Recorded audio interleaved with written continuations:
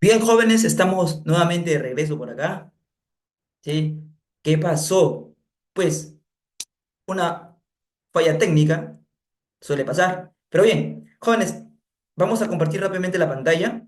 Nos habíamos quedado, si no mal recuerdo, a ver, déjenme ver, la 97, sí la hemos resuelto. Ya hicimos la explicación también. Está grabado en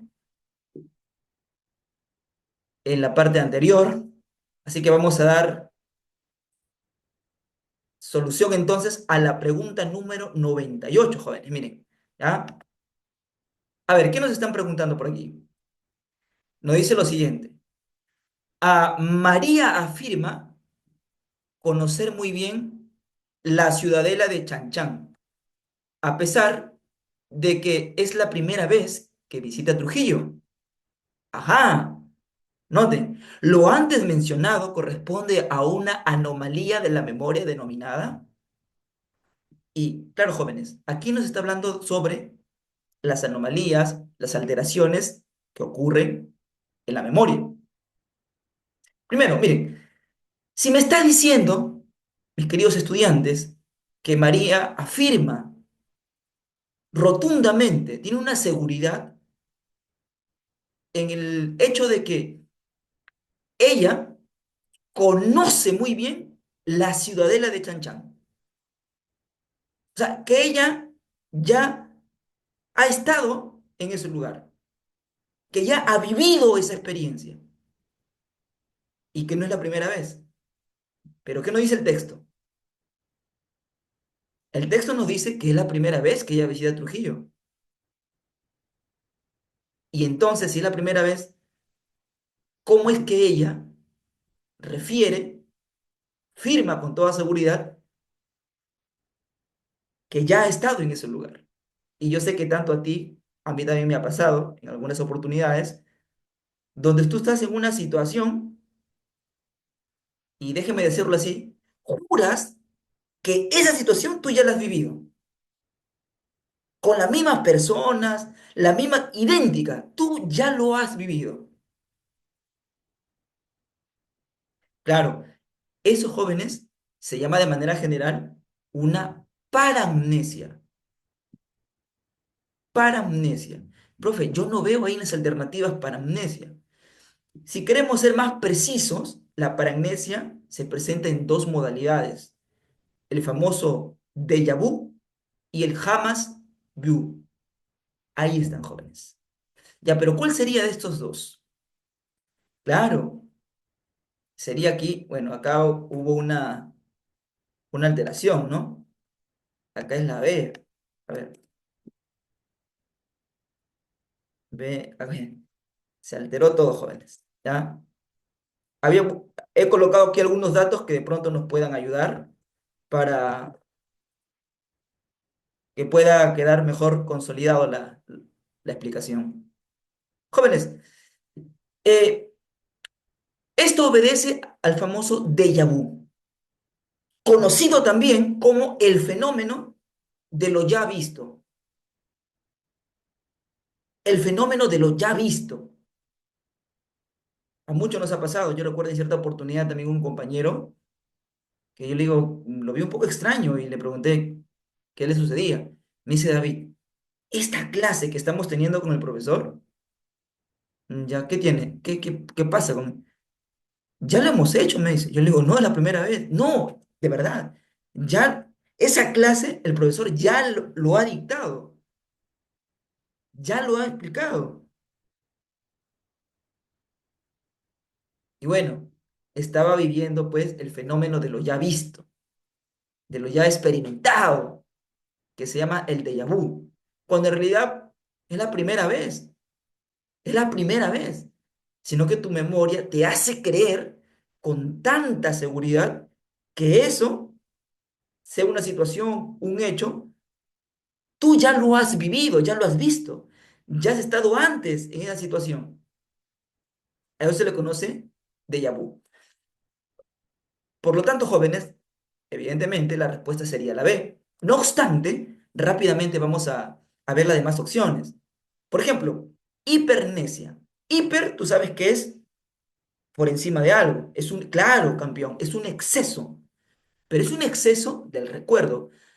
Cuando tú escuches la palabra necia, tiene que ver con el recuerdo, con la memoria. Hiper, exceso del recuerdo. Es decir, como dice acá, miren jóvenes, el sujeto recuerda detalles de experiencias que suelen ser insignificantes para la interacción y el desarrollo personal. Un ejemplo, profesor. Eh, Estaba leyendo en cierta oportunidad, para ejemplificar eso de la hipernesia, el caso de una persona que tenía un cuadro maníaco donde él, valga la redundancia, tenía un exceso de recuerdo. Es decir, registraba detalles que no eran trascendentes o significantes para su interacción con el otro o para su desarrollo personal. Manifestaba estar perdiendo cabellos, ¿ya? Y por ejemplo decía, el día lunes se me cayeron 10 cabellos. El día martes fueron 15. El día jueves, de los 15 hubo dos que se quebraron. Ah, y el día viernes, mientras que estaba con mi compañero, me jaló el cabello y me arrancó 21 cabellos. De acuerdo a lo que he comentado este caso, ¿qué podemos pensar, jóvenes? Que se está registrando información innecesaria, que no es relevante.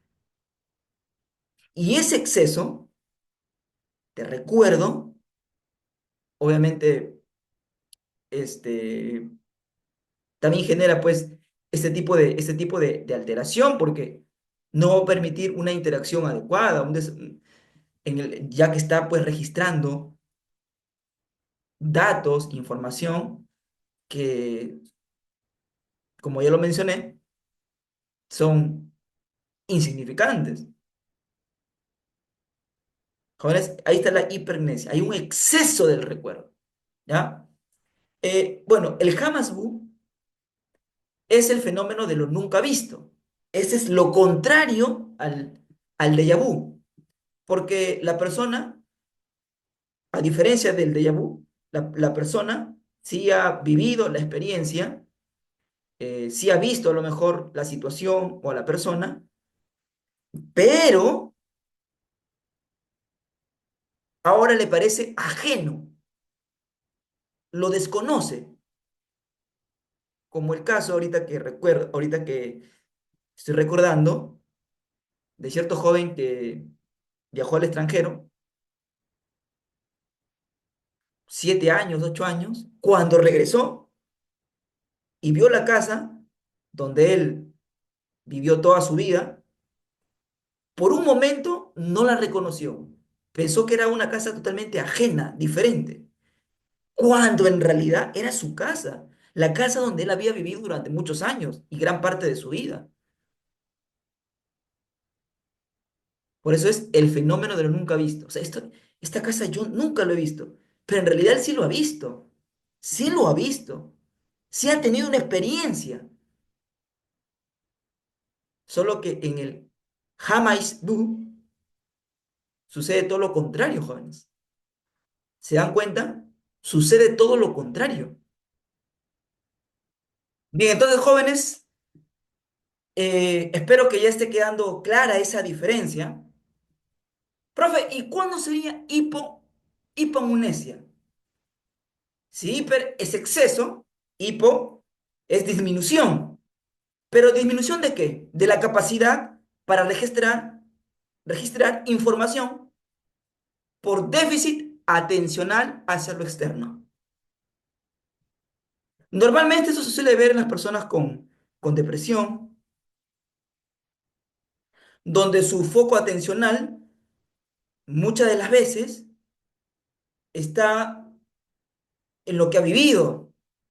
Porque si leemos bien, acá en la hipomnesia, si bien es cierto, hay una disminución de la capacidad para registrar información, pero es por ese déficit atencional hacia lo externo. Mientras que en la disnesia, hay una dificultad para evocar un recuerdo en determinado momento, pero que más tarde puede ser evocado espontáneamente.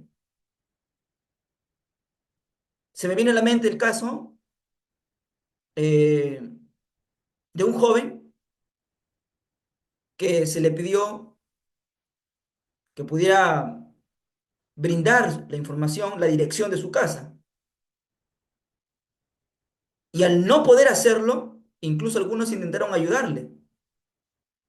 Y ni aún así se le fue difícil poder ubicarse, poder realizar a lo mejor un croquis.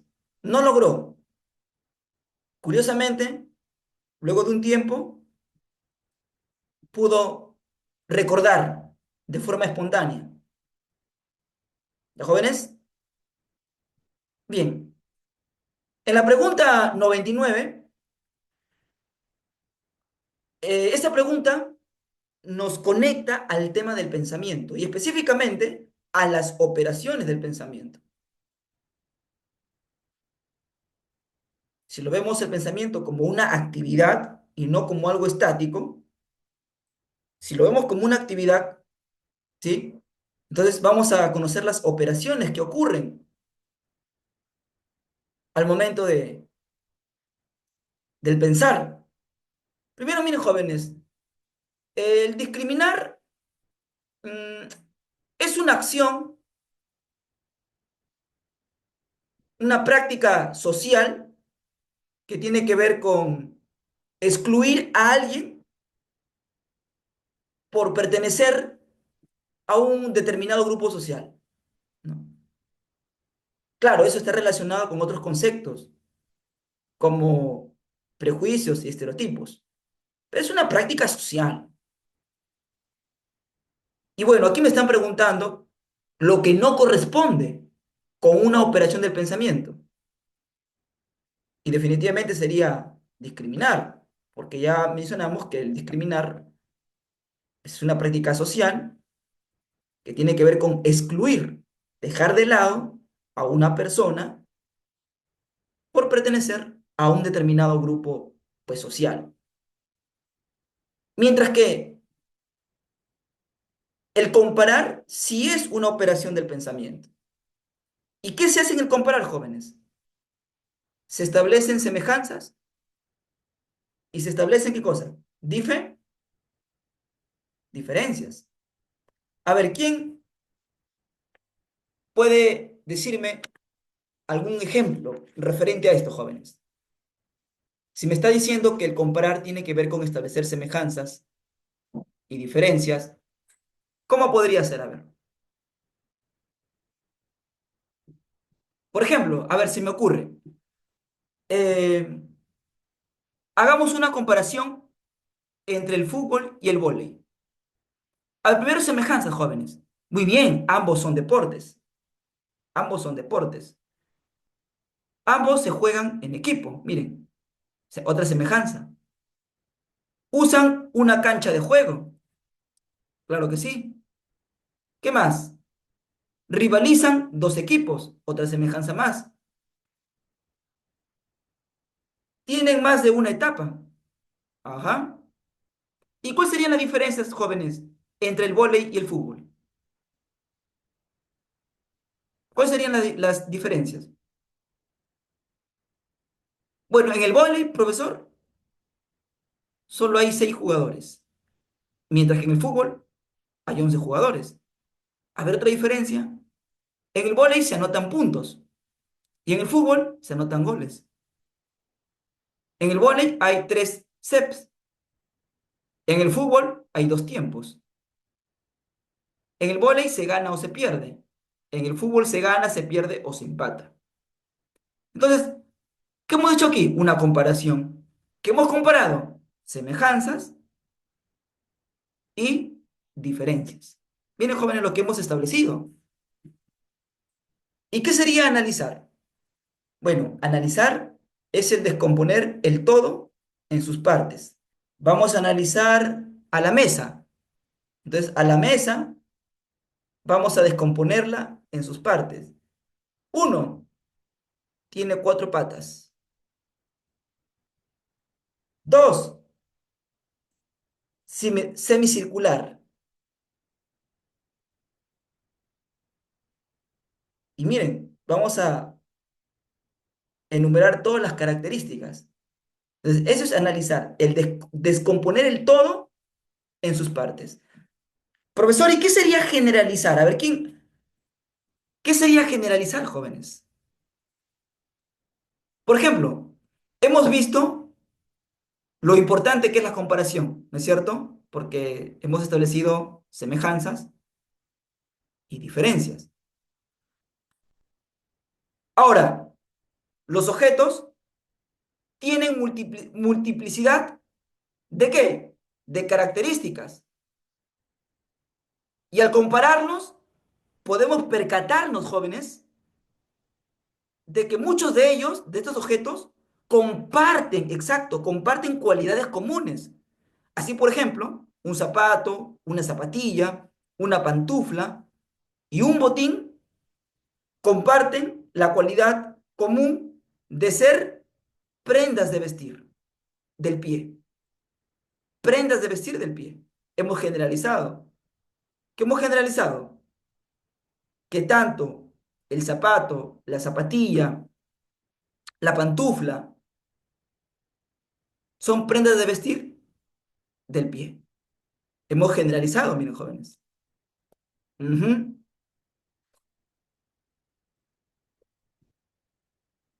Profesor, ¿y qué es abstraer? Abstraer. Abstraer, ¿qué es? Es la operación que consiste en aislar mentalmente ciertos rasgos, generalmente rasgos esenciales, distinguiéndolo de otros rasgos. Por ejemplo, mis estudiantes, para que quede más claro, si comparamos una ballena, un gato y un murciélago, haciendo caso omiso de ciertas particularidades, podemos considerar en los tres casos un mismo rasgo. ¿Cuál, profesor? En los tres poseen glándulas mamarias, razón por la cual los denominamos mamíferos. Como pueden percatarse mis estudiantes, aquí hemos tenido que dejar de lado todo un conjunto de rasgos secundarios, como a lo mejor la forma de desplazarse de cada uno de ellos, su hábitat. Claro, no hemos tomado en cuenta eso. Entonces, al separar ese rasgo esencial en el concepto mamífero, hemos efectuado un proceso de abstracción. Hemos realizado un proceso de abstracción. Hemos sacado ahí lo esencial. Y lo esencial de los tres es que poseen glándulas mamarias. Por lo tanto, son mamíferos.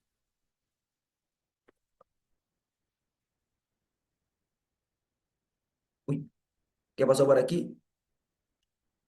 Vamos a ver, joven. Tranquilos, tranquilos.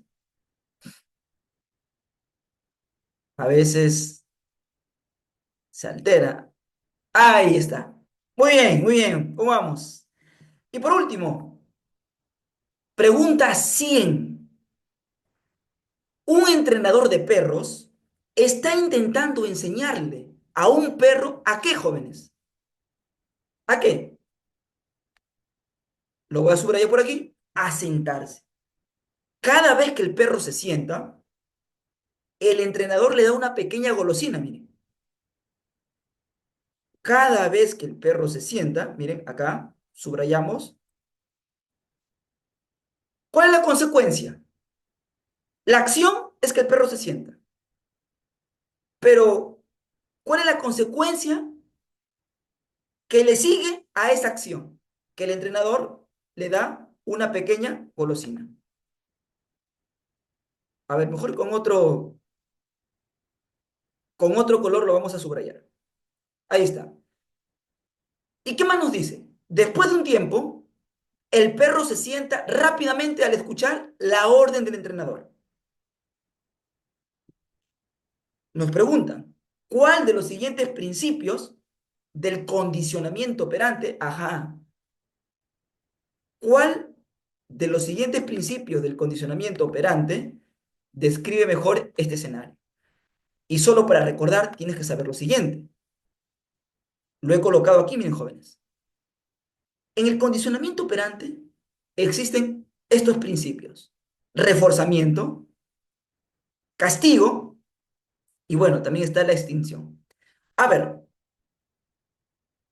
en cuanto al reforzamiento, ¿cuál es el efecto que produce el reforzamiento? Aumentar la conducta. Es decir, uno aplica reforzamiento para aumentar la conducta. Dicho de otra manera, para que esa conducta se siga repitiendo, se siga manteniendo, se siga produciendo y en definitiva, pues se siga manteniendo en el tiempo. Ahora, el reforzamiento puede ser positivo o puede ser negativo. ¿Cómo así? Positivo, positivo, jóvenes, va a hacer referencia a adicionar, a sumar algo agradable después de la conducta. Porque ya tú sabes, mi estudiante, ya tú sabes, y espero que sea así, que cuando Skinner nos habla de positivo y negativo, no se refiere a lo moral. O sea, no se refiere positivo, es algo bueno. Negativo, es algo malo. No, si tú te vas con esa concepción, ya lo dije antes en otro video, te vas a confundir, te vas a confundir. Profe, y entonces, según Skinner, ¿cuál es su concepción de positivo y negativo? Es una concepción aritmética. Sí, aritmética. Por ejemplo, tú sabes que el signo más, que es positivo, en aritmética, nos sirve ¿para qué? Para sumar. 2 más, que es positivo, más 2 nos da 4. O sea, el positivo es añadir, aumentar, sumar, mientras que negativo, restar. 5 menos, el menos es negativo, ¿ya? Menos 2 3. O sea, es restar o quitar. En este caso, ¿qué se va a quitar? Un estímulo desagradable después de la conducta.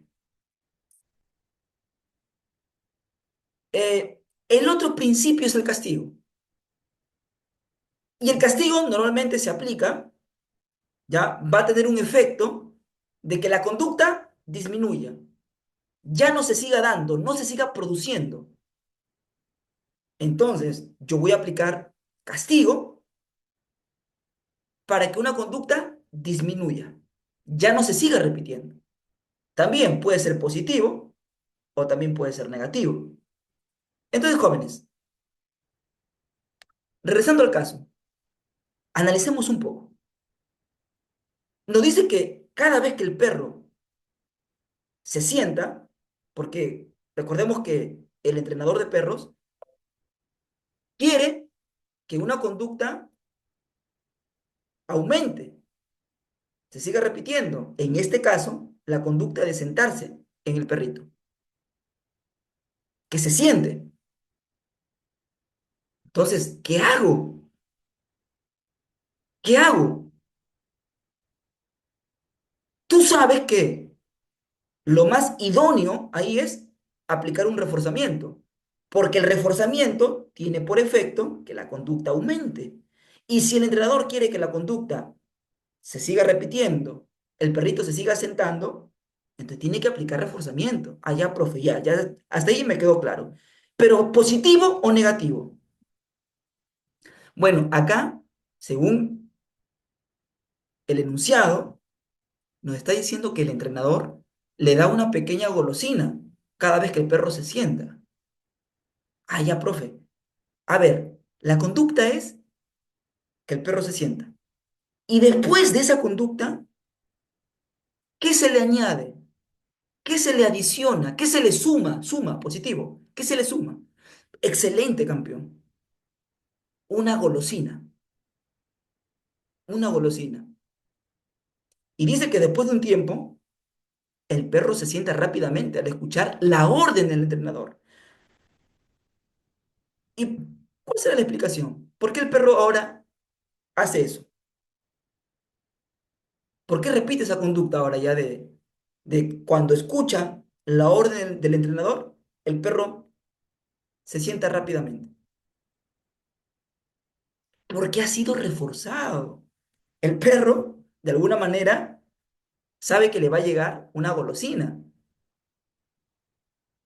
Por eso que en el condicionamiento operante, normalmente, la persona, el sujeto, en este caso el perrito, aprende, escucha bien, aprende cierta conducta por la consecuencia que tiene esa conducta.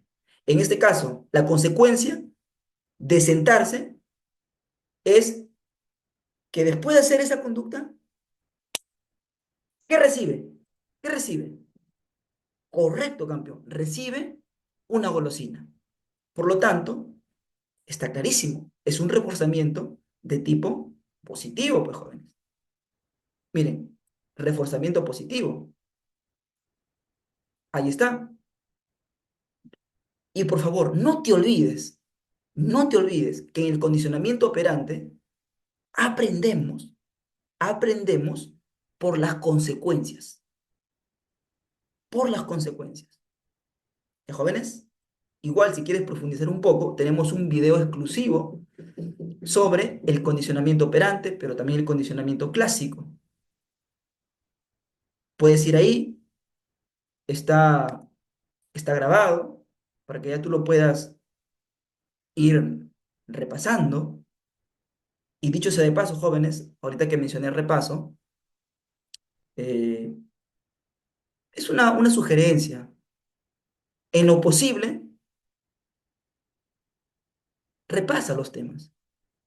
No esperes todavía estudiarlo el próximo semestre, el próximo ciclo, no, repásalo constantemente. Esto me hace recordar lo que decía Hermann Ebbinghaus, este psicólogo alemán. Ebbinghaus decía que lo que él propone, la teoría del decaimiento, el decaimiento de la huella, ¿por qué olvidamos? Y en síntesis, él dice que olvidamos aquello que no repasamos. Repito, olvidamos aquello que no repasamos. Así que jóvenes, a repasar se ha dicho. Y nos vemos en la próxima clase. Ahí nos vemos.